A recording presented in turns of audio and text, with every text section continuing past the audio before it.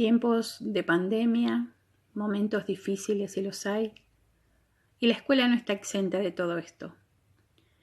Las escuelas secundarias o los últimos grados de la primaria tal vez se lleven la mejor parte, porque los chicos son más independientes, porque tienen más estrategias, porque pueden tener más opciones de resolución, son más hábiles con las redes, cosa que tal vez no suceda con el primero y segundo grado de las primarias, y sobre todo para aquellos nenes que recién se inician en su escolarización. No solo para los chicos, sino para las familias. Es una carga emotiva importante y que todos estamos esperando que estos nenes se inicien en la alfabetización. Por eso creo que primero y segundo grado son tal vez los grados más difíciles de toda la escolaridad de cualquier estudiante. Pienso que con el tiempo y tal vez algún día las autoridades lo entiendan y se logre finalmente una especialización de los docentes en primero y segundo grado. Sería muy interesante. Pensando en esta dificultad y solo con el afán de llevar algunas ideas, quiero mostrarles algunas sugerencias que se pueden hacer con los nenes en la casa que exceden a completar una fotocopia y que a veces los ayuda más, los incentiva más. Por ejemplo, trabajar con los nombres, puede ser del nene, de las madres, del hermanito, del padre, y empezar a trabajar con esto que además tienen una carga muy afectiva para ellos. Seguramente su nombre ya lo escriben, lo conocen como bloque, porque en jardín se lo enseñaron y ahí dice Luis, se llama Luis y ubica las letras en ese orden. Puede a veces omitir alguna, pero por lo general conocen perfectamente su nombre. Como bloque. Le podemos escribir otros nombres y empezar a preguntar, por ejemplo, este es otro nombre, acá dice Susana, acá dice Mili, otros nombres, los que haya en casa, los nombres de la familia. Y empezar a hacer un trabajo, por ejemplo, de asociación. ¿Qué letras, cuál nombre es más largo? Todos empiezan con la misma letra. ¿Tienen alguna letra en común? ¿Por qué acá aparece esta misma letra? La comparten. Por ejemplo, ¿por qué se repiten estos dos nombres? Empezar a ver, por ejemplo, dentro de un mismo nombre, ¿cuántas veces se repite la misma letra? ¿Cuáles conocen? Seguramente hay letras que conocen. Si no las conocen, empezar a trabajar con los sonidos, hacer una asociación entre el fonema y los grafismos. Luis, y si acá dice Susana, ¿cómo sonará entonces esta si acá suena en Luis y acá suena en Susana? Ayudar desde ahí para, empezar a identificar el sonido de este grafismo. Lo mismo puede usarse con esta otra palabra, ¿sí? Ir asociando Luis, Susana. ¿Por qué esto termina con esta y esta otra empieza con la misma? ¿Cómo es el sonido individual de esa letra en particular? ¿Qué otra cosa suena con esta? Bueno, y así otro tipo. Si cambio estas letras de lugar, si pongo Luis de otro modo, invierto las letras, pero uso las de Luis. Dice Luis, puede decir Luis, ¿por qué no puede decir Luis? La cuestión es siempre irle creando conflictos para que los chicos utilicen estrategias. Es muy probable que digan, no, ahí no puede decir Luis. ¿Por qué? Porque necesita cierto orden para que diga su nombre. Esos son todos conflictos que se pueden ir trabajando no solo así con carteles, sino también usando las letras, todas en cartoncito, en cualquier tipo de papel. Por ejemplo, si vamos otra vez al nombre y lo armamos con estas letras, que podemos hacer un juego de memotest, buscarlas para armar su nombre dentro de las que tenemos acá, que seguramente el nombre es lo primero que se arma sin dificultad, sin dificultad. Entonces, vamos a poner así para que se vea mejor. Por ejemplo, acá dice tu nombre, dice Luis, Juan, Pedro, como se llame el nene. Luis. ¿Qué pasa si yo entonces invierto estas letras? ¿Va a seguir diciendo Luis? Y ya no va a decir Luis, va a decir otra cosa. Luis seguro que no. Entonces esta, ¿cómo suena para que diga Lu? Y esta si está solita, esta, es muy probable que si le ponemos esta, ellos digan que ahí dice Lu. Y le decimos, y si ponemos esta, ¿qué dice ahí entonces con esas dos? Empezamos siempre tratando de cuestionarles para que ellos vayan viendo que bueno, que cada uno tiene un sonido diferente. Va a ir de a poco, a veces se va a lograr en una primera vez, a veces hay que seguir insistiendo con estas cosas. ¿Qué pasa si a Luis yo le agrego una A de auto al final? ¿Va a seguir diciendo Luis? No, porque tiene una letra más. Y si es la A de auto y hasta acá decía Luis y le tengo que agregar la A, seguramente van a decir Luisa y van a entender que eso ahora se transforma en un nombre de nena, por ejemplo. ¿Qué pasa? Es necesario que esta actividad la repitamos más de una vez, pero no de la misma manera, para no aburrirlos. A veces jugar al memotext con las letras, con las letras de su nombre y otras más, a veces esconderles en distintos lados, a veces ponerle a todas en el piso, como lo hemos hecho en el aula alguna vez, y que ellos vayan saltando donde empieza la primera de su nombre, que digan cómo suena esa, cuál sigue, la ubican, cómo suena esta solita, si esta era la L, cómo sonará esta, y así para ir identificando los fonemas que integran las letras de su nombre, perdón. Solo para seguir insistiendo un poquito más, algunas otras actividades con palabras cortas. Por ejemplo, el significado de una adivinanza puede haber sido pato. La palabra pato se la ayudamos a armar con la de papá, pa, to, siempre tratando de hacer una asociación entre el fonema.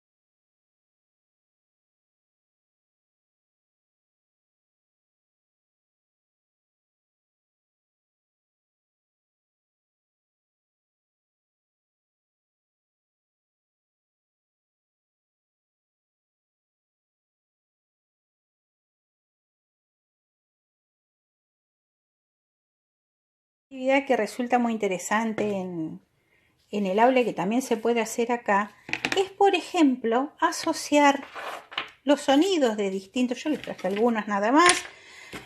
Algunas letras son muy fáciles de asociar por una cuestión afectiva. Por ejemplo, si le preguntamos al nene que se llama Luis, ¿cómo sonará y de quién es? Es lo más probable que termine diciendo y que diga que es de Luis. Entonces esta ya es un soporte seguro para el nene. Pero, por ejemplo, hay otras, la de mamá, la de papá, son generalmente, no siempre, pero generalmente asociadas a lo afectivo, así que estas enseguida pueden llegar a ser guardadas en la memoria visual, auditiva, que a eso tenemos que recurrir cuando hablamos de un soporte seguro, porque a veces en las aulas o en las casas colgamos carteles hermosísimos, pero que los nenes no usan porque para ellos no son soportes seguros, porque no los hemos ido trabajando simplemente. Entonces, estas letras que ya la asocian, por ejemplo, si la P es de papá, ya estaría. Pero, por ejemplo, si yo le pregunto, por ejemplo, ¿qué es esto? Esto, ¿empieza igual que esto, por ejemplo? Esos dos elementos empiezan igual, seguramente que va a repetir y va a decir que no. Entonces, vela, suena la bu. Si no sabe el nene, lo mejor es decirle, esta es la bu, buscar la bu, buscarla y asociarla. Vela empieza con esta y hasta pegársela, dibujar, o por ahí, si no queremos usar elementos, dibujitos, y se los vamos pegando. Esto es lo que se llama un soporte seguro. Después el chiquito va a decir, o la alumna, va a decir enseguida la voz de vela porque la trabajó, porque sabe que es así, porque él pudo hacer dentro de su cabecita todo el razonamiento, él junto a compañeros, junto a la familia en este caso, poder hacer esa asociación y eso se convierte en un portador seguro. Con los elementos que tenemos en casa. Con los elementos que tenemos en casa no hace falta ser un dibujante, con lo que hay, ¿sí? ¿Con cuáles empiezan igual? Elegir uno, el que el chiquito más reconozca y asocia a ese grafema, a ese fonema también. Primero fonema y después le mostramos la letra. Y así podemos ir colgando. Primero no hace falta que hagamos todo en un mismo día, porque si no por ahí se cansan. Hay que ir viendo y aprendiendo. Creo que los docentes aprendemos muchísimo de los chicos, a pesar de que muchas veces leemos por placer o porque nos obligan, gracias a Dios, algunos nos obligan a leer, pero lo que nos enseñan son los chicos y sus caras y sus gestos. Entonces nos damos cuenta hasta dónde podemos avanzar, cuándo un día ya tenemos que parar.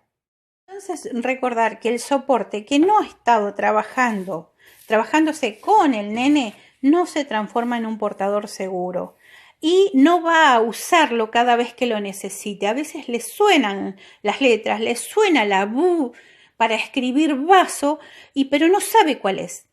Si él la repite a la bu y recurre a su memoria visual, auditiva y va a asociarla con vela, va a mirar inmediatamente a la letra hasta que, eso va a ser un tiempito, hasta que después la guarda en su memoria y a veces ni siquiera necesita volverla a mirar.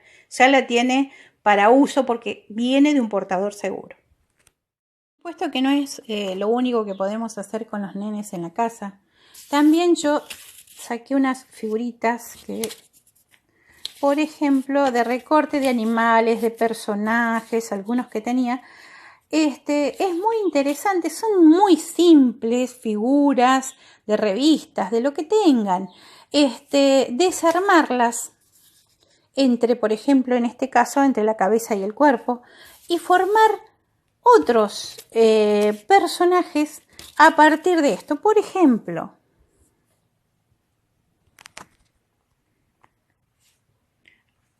acá tenemos armamos un nuevo personaje. Esto es interesante. ¿Cómo se puede llamar? Ahí empezamos con los juegos de palabras. Sabemos que es la cabecita del perro, un pedazo de un animal extraño que por ahí los chicos lo conocen, o le pueden inventar ellos un nombre. A partir de esto, ¿cómo se puede llamar este animal? ¿Qué comerá? ¿A dónde dormirá? ¿A dónde vivirá? ¿Qué le gustará hacer?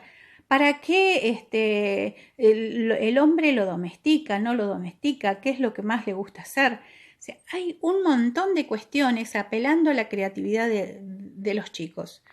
Insisto en que la creatividad es esencial, no solo en esta etapa, porque a veces, lamentablemente, la dejamos de lado y es muy, muy importante y además ayuda para el mismo futuro en la escolarización. Por ejemplo, otros animales, ¿sí? Que ellos seguro les va a encantar este tipo de trabajo y va a favorecer, insisto, mucho la creatividad. Hasta nosotros podemos armarle un texto con lo que ellos nos van diciendo, lo que comen, y dejárselos pegado en algún lugar. A veces van e intentan recordar lo que pusieron y hacen algunas asociaciones con parte de las palabras. Todo eso ayuda a la alfabetización, a la creatividad, al desarrollo de la coherencia, de la cohesión, de un relato tanto oral como escrito, las diferencias que existen entre el oral y lo escrito. Esto es alfabetizar.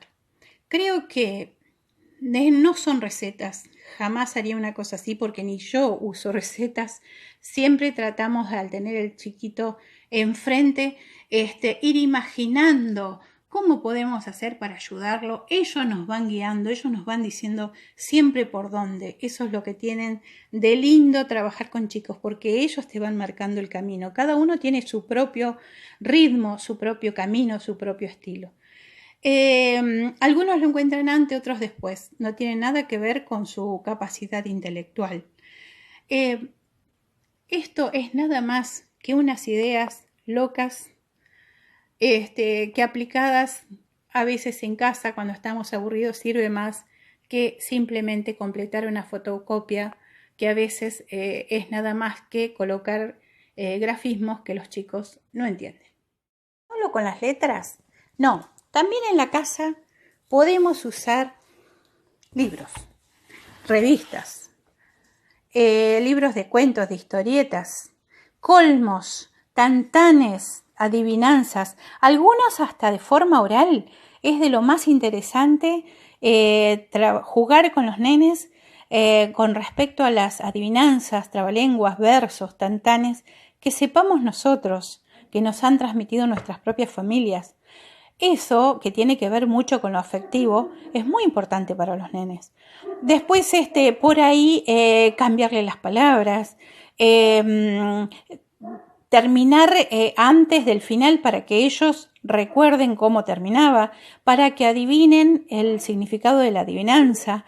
Es muy interesante eso porque después hablamos de descripción. Y la descripción tiene que ver por ahí con asociar elementos que hacen referencia a un objeto. Entonces estamos trabajando siempre en esto de alfabetizar, no solo con letras, también con el discurso escrito, con el discurso hablado, con la coherencia de un texto, con la tipología. En todo eso estamos alfabetizando. Eso se trata, la escucha atenta, nada más ni nada menos. Seguramente se van a dar cuenta. Una vez leyendo un cuento de Caperucita Roja, yo salto a decir que, que Caperucita iba por el medio del mar y para cambiarle el lugar, el contexto. Y los nenes, algunos se reían, otros, no es el mar, es el bosque. Y había un nene que sentado en el piso como estaban, se tira de panza y empieza a mover los brazos. Yo le digo, ¿qué haces? Y dice, me estoy imaginando a Caperucita Roja, y hacía todo como una cuestión de nado.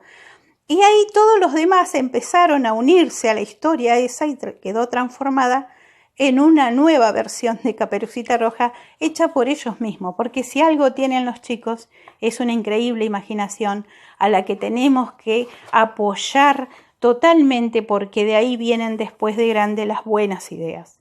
La creatividad es una pena que a veces se pierde en los grados más grandes, en lugar de fortalecerse, porque yo pienso que es la etapa previa para estas buenas ideas, para resolver situaciones cada vez de mayor conflictividad.